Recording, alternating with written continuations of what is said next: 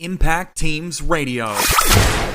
Welcome to Impact Teams Radio, the show where we explore what it takes to be a leader of the leaders in corporate America. Get ready to be inspired and discover proven tips for going from average to exceptional. Now, here's your host and guide, Tony Sherman. Hello and welcome to Impact Teams Radio. I'm your host, Tony Sherman, and this week we have a really interesting departure from what we normally have. This week, all the way from the other side of the world, from my perspective, we have Andrew Moore, who is the principal consultant in the Table Group from Australia. So, Andrew, let me step away from the mic for a minute or two and ask you to introduce yourself to our listeners. Okay, thanks, Tony. I'm Andrew Moore. I'm obviously a Table Group consultant. There's a few of us around the world. That's a really good, that's a very hard question, actually. From the top, you know, I've had a history in real estate through the process, and recently, in the last few years, I've become a consultant externally to that, organisational development, economics background, and I live in Brisbane in Australia. I work all over Asia and travel a lot. I have a dog and a cat, and hopefully having a baby in the next couple of weeks with my wife, Dallas. Okay, so a dog and a cat and a baby. On the way. Baby on the way. I promise you the baby will change your life more than the dog or the cat. Everybody says that. Everybody. Yeah. So how did you go from real estate to organizational development? What was the pathway, the trigger that made you do that transition? I had been in real estate for a really long time. Originally, if I track back to before real estate, I was doing bits of consulting then just with really small business, you know, helping bakeries be a little bit more effective. And I had a dance school client, and we weren't charging them very much. And when we did get to charge them, we were kind of charging them on the basis of their ability to improve, say, turnover or profit and bits and pieces like that. So I'd been a bit of an entrepreneurial person at the start, and one of the businesses that one of my friends was working in was a real estate business. So we ended up taking a real estate franchise and building that business up. And that business, very luckily for me, was for us, I suppose, was very successful quite quickly. The market turned at a good time for us. We had a few spots of luck and obviously lots of hard work, but I think in retrospect there was a lot of luck in that success. And then I was in real estate for 10 years from there. So getting to the end of that real estate place, I studied a lot and I'd learned a lot. And I think I was just ready for something that was outside real estate to understand different organizations and different businesses and different business models. And I was just quite interested in that, as that's what I've been studying. And my father has been a management consultant forever and was very, very busy at the time. We were in a resources boom here in Australia, so he was overrun with work. So the opportunity presented itself for me to make that transition, you know, relatively safely. From a financial maintenance perspective. And so we took the leap and resigned my position in Western Australia and moved back to Brisbane and started in the family business as consulting. So that's how that transition happened. Okay, that's interesting. So as you look over the arc of your career, we always like to start with a success story or two. So if you look back, can you pick one or two things that you've done in your career that you're proud of? And tell our listeners why you're proud of them. What did you get out of that success? Well, the first thing that comes to mind, I suppose, is the moments of success. But the moments of success are things like after 6 years in Harcourts, and I'd been working really hard, which is the real estate organisation I was in. And I'd been a franchisee, and then I'd gone back and I'd worked as a franchise in the franchising side, so overseeing the franchise businesses. And I'd worked really hard there, and I got appointed after a couple of years of doing that. I got appointed as the CEO of Harcourts in Western Australia. So having sort of 300 people and a business that was struggling a little bit and like a real opportunity to make a difference. So I think my first thought against that is that getting appointed was a really big day, and it was a massive step. Like I was the youngest CEO in the organisation, or the youngest regional sort of manager in the organisation by a reasonably big stretch. And it was a really big bit to bite off. But the true success didn't really come on that day. The true success was all of the hard work and the little bits of improvement that you see in the business after working on it for year after year after year. So over the 4 years I was there, it's not really a moment of success, but I'm pretty proud of what we managed to achieve between me and the state team and the business owners in a marketplace that was really quite average at the time. As far as sales were in the market, sales were dropping and our sales were increasing, and salespeople numbers, because it's a recruitment game, were dropping and our numbers were increasing. So we did some things right in that space. So I think that's a pretty proud sort of achievement of mine. Other ones would be along the same sort of line, joining the Table Group, which is the firm I work for out of the States, and the conversations there. It was a great moment to happen, but the real achievement has been in seeing the improvement in me and the learning and the just how much I've changed in the process of dealing with different organizations, and how much that change in me has led to improvement in my ability to create impact for them and to create change for them that they own, and it's reflected really positively on the other side. That's just that constant improvement is something that I'm really proud of as well. I think of it like like you say about presidents. You don't want the president's best day to be the day that they got elected. You really want the president's best days to be the ones that they, what they did with that influence once they got it. So there's moments in time that are great, and being appointed in Western Australia, and then achieving that, or being connected with the Table Group in the US were both great days. But the real work and the real fun and achievement happens after that. Actually, that's a very good perspective, because sometimes we do focus on the highlights and not realize that that's almost the starting gun, if you will, to, okay, now you've given the opportunity, now show us what you can do at the next level. Yeah, I agree. The other side of it's if you're, say, an author or something like that, like the win happens a long time after you've done the work. So you have the great day when the book's released, but you've quite often moved on to the next thing. I think lots of musicians express the same thing when they release a great album, and then they have to play the same song for the next 15 years of their life, night after night. But the inspiration's right at the start for them. So, I think different careers is different, but really it's the journey that's where the value is and where the success is really felt. So I agree with you there. Actually, that's really funny. As soon as you said that, I'm a big Queen fan, and one of the big things about Queen is they don't play like synths or anything like that on stage. And so with Bohemian Rhapsody, they go off stage with that operatic piece comes on board, except for Roger Taylor. And if you look, he actually hunches behind the drum set, waiting for when he comes crashing in with that drum piece of his. And I just had this image of they released this fantastic thing in I think 76 of Bohemian Rhapsody that just takes the whole world by storm. And he doesn't realize that for the next 30 years he's going to be crouching behind a drum set because of that success. Yeah, you got to be careful what you wish for.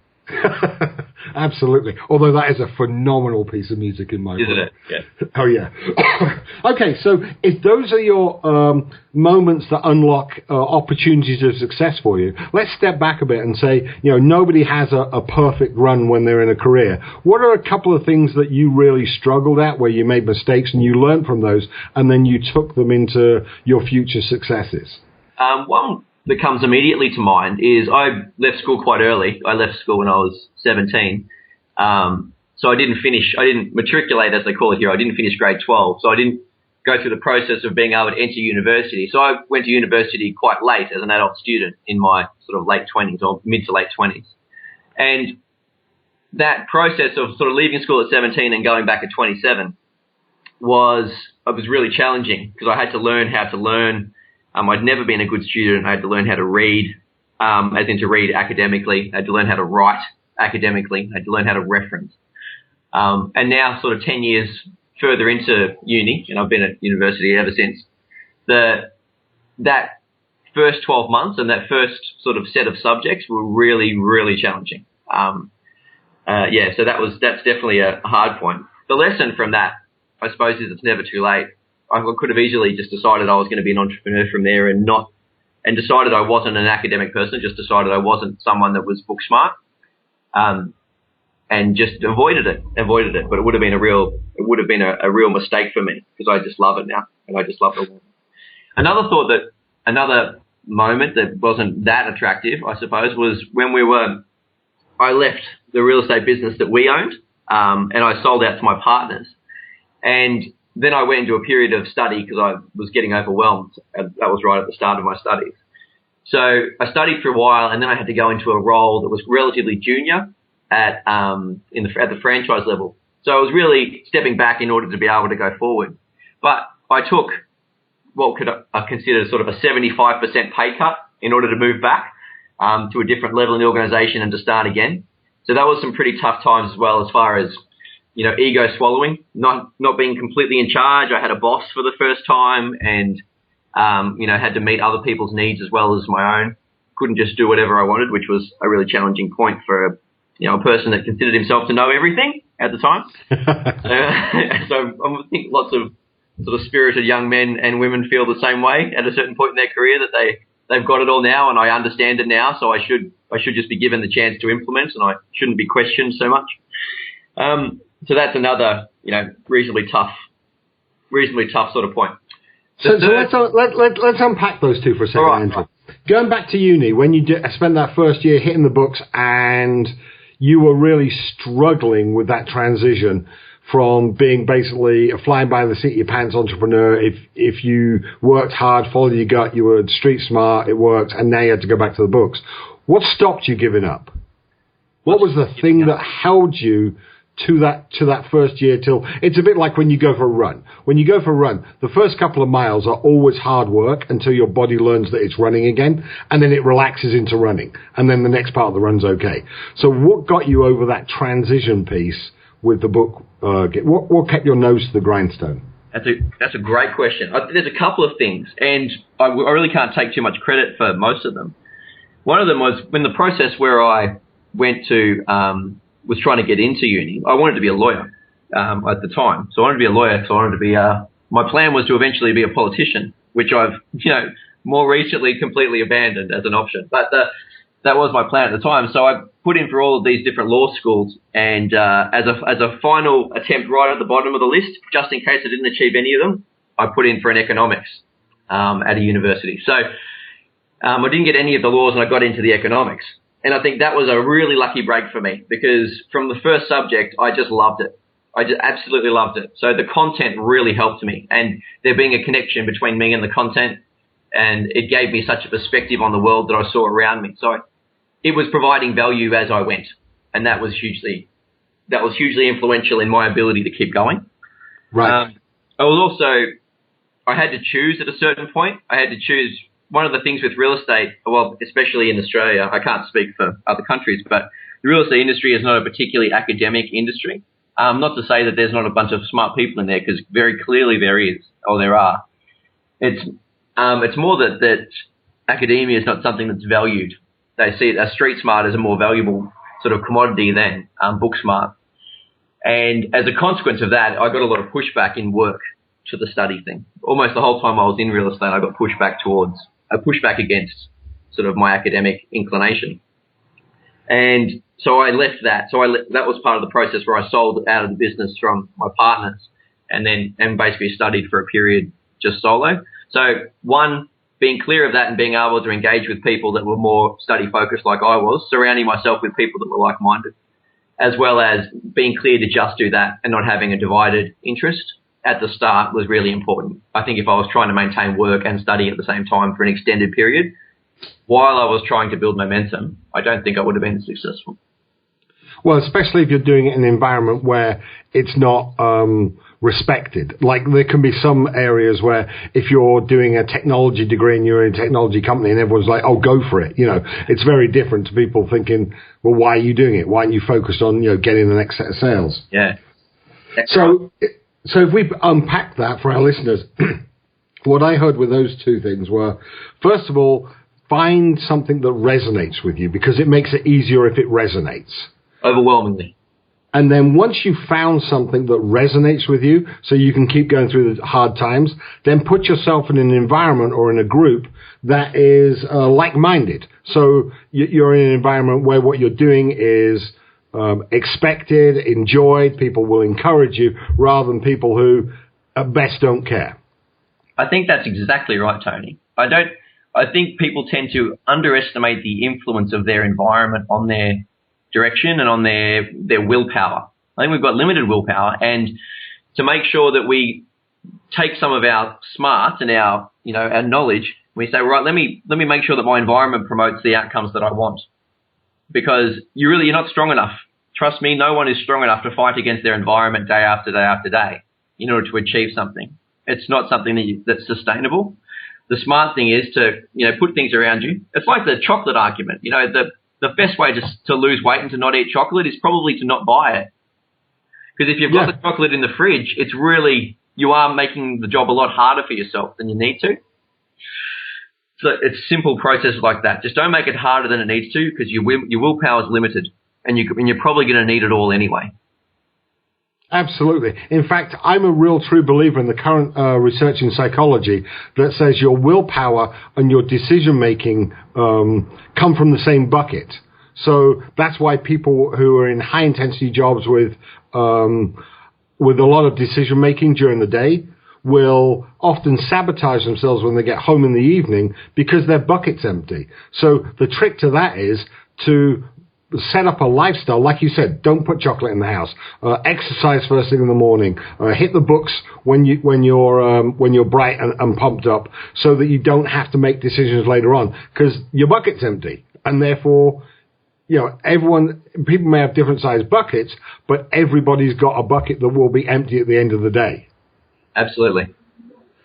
So okay. So you've obviously achieved a fair amount of success in your current role. And you've had a fairly... Actually, before we go to that question, I've got one more.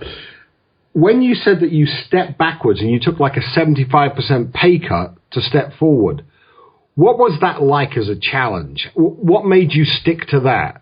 Why didn't you, in the first 6 months, go, okay, I can't do this boss thing, I need to be in charge, and then go get a franchise in Eastern Australia? That's a great question too.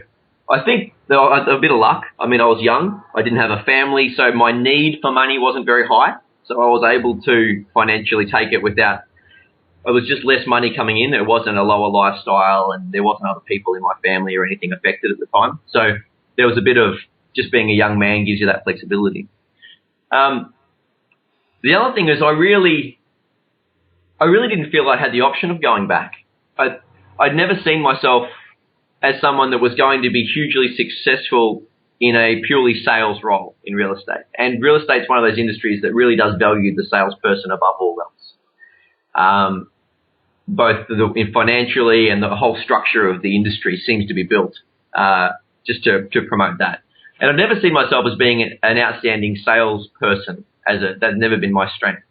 I was quite a good sales manager, but I saw myself more as a managing other people type of a person, rightly or wrongly. And maybe there was definitely a bit of ego in that for me at the time. So there was a bit of, I don't want to go back. I don't want to go back with my tail between my legs, a bit of drive forward from that, probably propped up by my ego, if we're honest, that kept me in the game long enough to move up. But also I was a persistent pest with my boss until I got promoted. So he brought me in under if you come in and do this low-paying thing for a period, then we can see how you go and you can work your way up. But I was extremely annoying for him until such time as I did work my way up.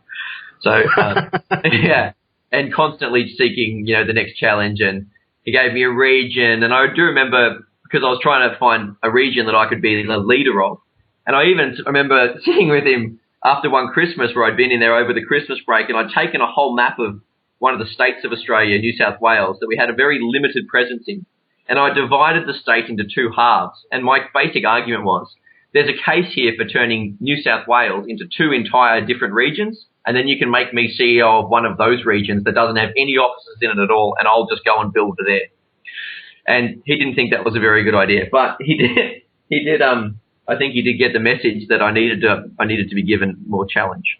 Yeah, actually, that's I think he made the right choice, because it sounds like if he'd have given you that region, you'd have pretty much gone back to what you had succeeded in before, surely. Exactly right. Yeah, and it was so much better for me to move into a big, because it was quite a large region, Western Australia, geographically, but also the business that we had previously bought. So we just bought the business there, the franchise business, and it was a bit messy, and it was really old, as in it had a lot of people that had been there for a very long time, and it was well established. So the challenges I saw there were completely different to that entrepreneurial, new startup type of a philosophy that would have happened if I had gone into New South Wales. So definitely. So as you look at your growth as a leader, and in a future episode, we're going to actually do a deep dive in some of your leadership teachings. But who would you credit as helping you develop as a leader, or how did you develop as a leader?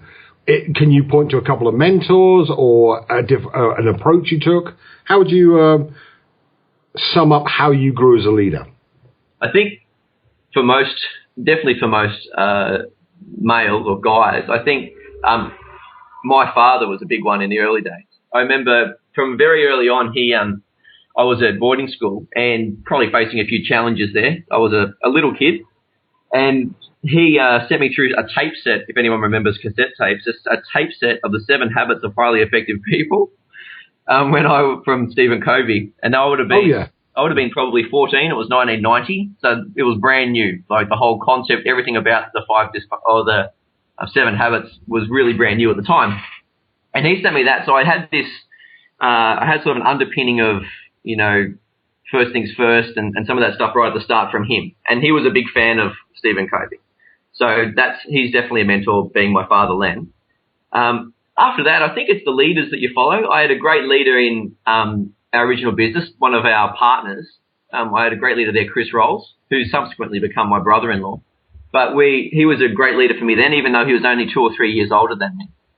Another one was Mike Green, the managing director of Harcourts. He was a huge fan and supporter of me through a lot of really challenging things and through a lot of my really rapid change as a leader. I was really thrown in the deep end, and he came and spent a lot of time with me, and he was great.